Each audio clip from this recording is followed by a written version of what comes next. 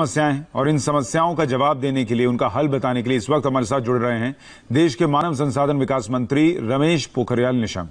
Sir, India TV पर आपका बहुत बहुत स्वागत है। कोरोना काल में जान भी जहान भी, इसकी बात तो हो रही है सर, पर छात्रों और पेरेंट्स के लिए इससे अलग एक चिंता पढ़ाई भी, इम्तिहान भी की है। देश के एजुकेशन सेक्टर को अगर हम बात करें सर, उसका लॉकडाउन कब खत्म होगा, और लॉकडाउन जो खत्म होगा तो उसका रास्ता क्या होगा? हाँ, बात सही है कि जान भी और जहान भी, और फिर जान है तो जहान है। तो जान भी चाहिए और हमको जहान भी चाहिए, अपना देश चाहिए। और देश के लिए अपना जीवन की रक्षा भी ज़रूरी है, और अपने देशवासियों की रक्षा भी ज़रूरी है, परिवार के लोगों की भी रक्षा ज़रूरी है। और इसलिए बहुत ज़रूरी है कि इन दोनों बातें साथ साथ चलें, और चलना ही चाहिए। ये बात तो ठीक है कि अभिभावक की चिंता है, और अभिभावक की चिंता नहीं, हमारी भी चिंता है कि बच्चे की पढ़ाई कैसी हो। और इसलिए आपने देखा कि जहाँ हमारे प्रधानमंत्री जी के आह्वान पर पूरा देश एकजुट हुआ, और सब लोगों ने एक एक विषय का, एक एक बिंदु का अक्षर से पालन करके और एकजुटता दिखाई। उसी का परिणाम है कि आज पूरी दुनिया में लोग जो है हिंदुस्तान की ओर देख रहे हैं। मैं ये समझता हूँ कि हम लोगों ने इन विषम परिस्थितियों में बच्चों को पढ़ाने के लिए ऑनलाइन शुरू किया है, और जो सुविधा हम छात्रों को दे सकते थे वो सब सुविधाएं हम लोग कोशिश कर रहे हैं कि इन विषम परिस्थितियों में हम पाठ्यक्रम सुनिश्चित करें, उसको शैक्षणिक कैलेंडर दें। हमने तमाम प्रकार की गतिविधियों को शुरू किया है। तो जब भी सामान्य स्थिति होगी तब हम तेजी से आगे स्कूलों को खोल करके और बढ़ाएंगे। लेकिन जब तक सामान्य स्थिति नहीं होती है तब तक के लिए हम चुप नहीं बैठे हैं। हम कोशिश कर रहे हैं कि नीचे से लेकर स्कूली शिक्षा से लेकर के और उच्चतम शिक्षा तक जो भी ऑनलाइन हम दे सकते हैं उसको हम दे रहे हैं। सर, आप ऑनलाइन की बात कर रहे हैं। बड़े बड़े स्कूल्स में तो ऑनलाइन क्लास की सुविधा है सर, लेकिन छोटे शहर या जो गांव देहात के स्कूल हैं, सरकारी स्कूल हैं, उन बच्चों के लिए या तो ये ऑनलाइन की फैसिलिटी कम है या नहीं है। तो उनके लिए, वैसे बच्चों के लिए, वैसे स्कूल्स के लिए सरकार क्या सोच रही है या कर रही है? ऐसा नहीं है कि ये सब जो हम ऑनलाइन चला रहे हैं वो केवल शहरी बच्चों के लिए है, या जो आर्थिक दृष्टि से संपन्न है उनके लिए है, या बड़े बड़े कॉलेजों के लिए, बड़े बड़े स्कूलों के लिए। ऐसा नहीं है। शायद ये हिंदुस्तान के इतिहास में पहली बार हो रहा होगा कि सारे बच्चे एक ही प्लेटफॉर्म पर आ रहे ऑनलाइन पर। चाहे मेरे चपरासी माली का भी बच्चा है, और चाहे वो किसी शीर्ष स्कूल में पढ़ने वाला भी बच्चा है।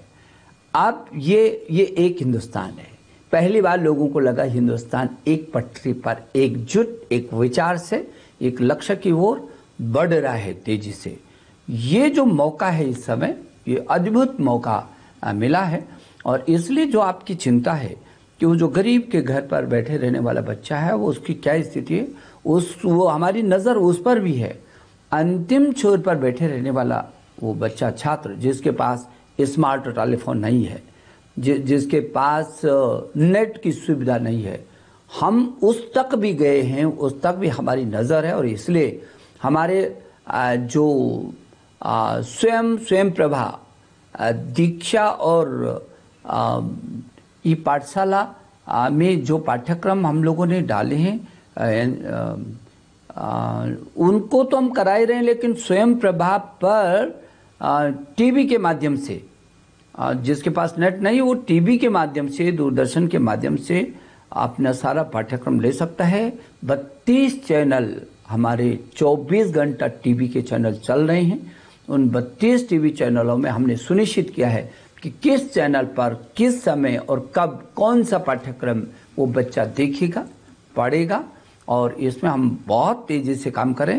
ये डीटीएच पर है, डिश टीवी पर है, एयरटेल पर है, जियो मोबाइल पर है, टाटा स्काई पर है। तो इन सभी पर उसको फ्री शिक्षा वहां पर उपलब्ध हम कराने की कोशिश कर रहे हैं और काफी कुछ हम उस तक पहुंच गए हैं। चलिए ठीक है, कोशिश है यानी बच्चों तक पढ़ाई पहुंचे इसके लिए आप कोशिश कर रहे हैं और हर बच्चे तक पहुंचे ये भी आप प्रयास कर रहे हैं। आपने परीक्षाओं का भी ऐलान किया सर, परीक्षा की तारीख का ऐलान किया। 10वीं 12वीं ग्रेजुएशन या जो एंट्रेंस एग्जाम्स होंगी सर, उनकी पेपर्स की जांच कैसे होगी, एग्जाम कैसे होंगे, रिजल्ट कब तक आ पाएगा, पूरा रोड मैप क्या है सर? देखिए, हम लोगों ने जो परीक्षाओं की तिथि घोषित कर रहे हैं की हैं, क्योंकि बच्चे के मन में, अभिभावक के मन में बहुत सारी दुविधाएं थी। कहीं ऐसा ना हो कि अचानक कोई तिथि आ जाए और हम तैयार नहीं और कैसे करके होगा। सही बात। और तो अनिश्चितता की सी स्थिति अभिभावक और छात्रों के मन में थी। और हमने जब उनके प्रश्नों को सुना, उनकी समस्याओं को महसूस किया कि उनके मन में क्या चल रहा है, क्योंकि मैंने छात्रों के साथ भी लगातार संवाद किया है। करोड़ों छात्र मुझसे जुड़े।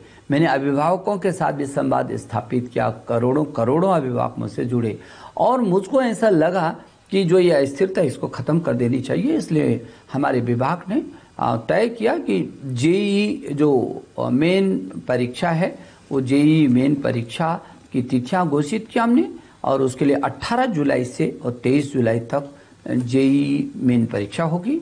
जबकि नीट की परीक्षा हम लोगों ने कहा था कि ये 26 जुलाई को सुनिश्चित हुई स्वास्थ्य विभाग के साथ बातचीत करने के बाद।